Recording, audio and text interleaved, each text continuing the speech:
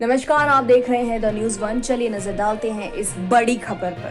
पूरा देश कोरोना के कारण लॉकडाउन है। 21 मार्च को हुए लॉकडाउन में पूरे देश के लोगों को घरों में रहने के लिए कहा गया। ऐसे में जो व्यक्ति जहां है वो वहीं रह गए हैं। हवाई यात्रा से लेकर रेल यात्रा को भी पूरी तरह देश में बंद कर दिया गया था। इस लॉकडाउन में उन सभी लोगों की मुश्किलें बढ़ा दी थी जो लोग अपने मूल निवास से दूर थे। किसी ने सोचा भी नहीं होगा कि देश में कभी ऐसा माहौल भी होगा।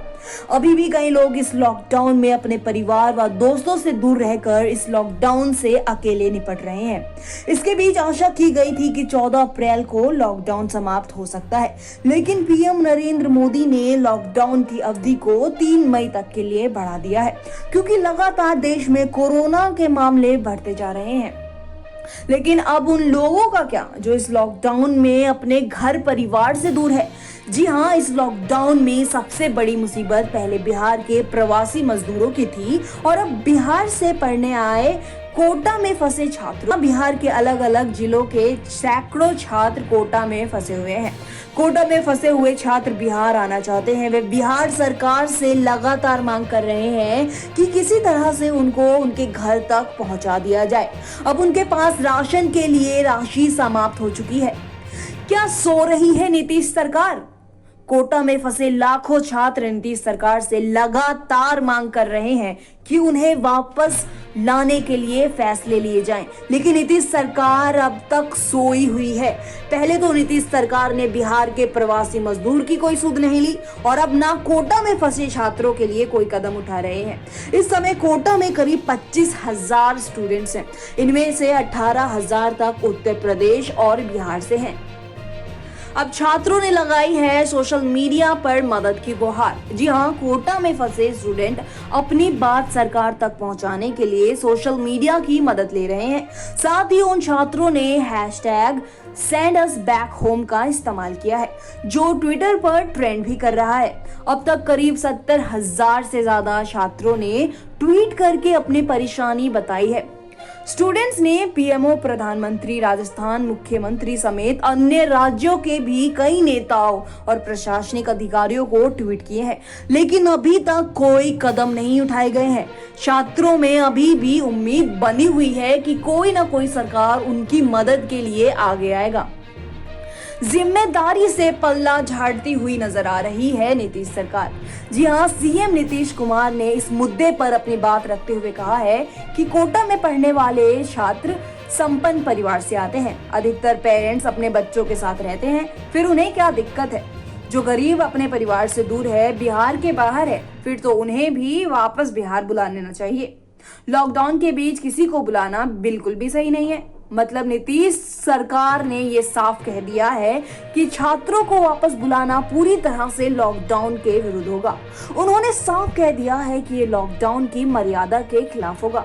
नीतीश सरकार का कहना है कि वो लॉकडाउन का पालन कर रहे हैं। ऐसे में बिहार का जो व्यक्ति जिस राज्य में फंसा हुआ है, फिलहाल उसकी मदद वहीं की राज्य सरकार करेगी। नीतीश सरकार का ये बयान साफ करता है कि वो अपनी जिम्मेदारियों से पल्ला झाड़ रहे हैं। नीतीश सरकार सवालों के घेरे में।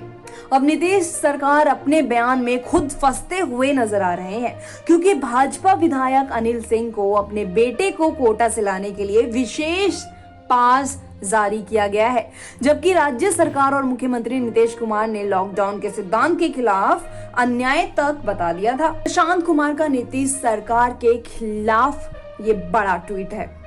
नीतीश कुमार के पूर्व सहयोगी और चुनावी रणनीतिकार प्रशांत किशोर ने एक बार फिर से मुख्यमंत्री पर ट्विटर के जरिए निशाना साधा है। देखिए आखिर ट्वीट करके उन्होंने क्या कहा है।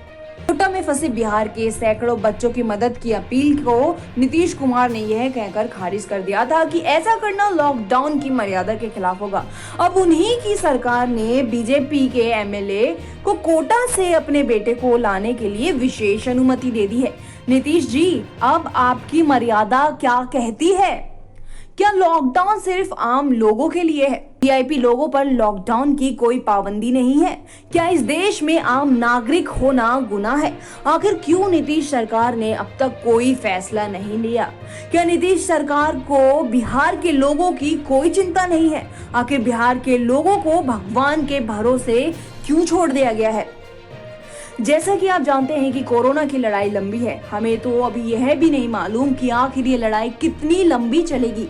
ऐसे में कोटा में फंसे छात्रों के लिए सबसे मुश्किल समय है। ये छात्र सोशल मीडिया का सहारा ले रहे हैं, लेकिन अभी तक इन लोगों को कोई मदद नहीं मिली है। इसलिए द न्यूज़ वन एक मुहिम चला रहा है। ये मुहिम तमाम उन लोगों के लिए है जो इस लॉकडाउन के दौरान अपने घर परिवार से दूर है। आप वीडियो के जरिए अपना संदेश पीएम मोदी, बिहार सरकार तक पहुंचा सकते हैं। द न्यूज़ वन के साथ जुड़कर आप अपना संदेश हमें रिकॉर्ड कर भेज सकते हैं। आप बता सकते हैं कि आप किस हालात में इस लॉकडाउन का सामना कर रहे हैं। द न्यूज़ वन आपसे प्रॉमिस करता है कि आपके उस वीडियो को हम सरकार तक जरूर पहुंचाएंगे। फिलहाल के लिए इतना ही। ऐसी ही तमाम बड़ी खबरों से जुड़े रहने के लिए आप देखते रहिए द न्यूज़ वन।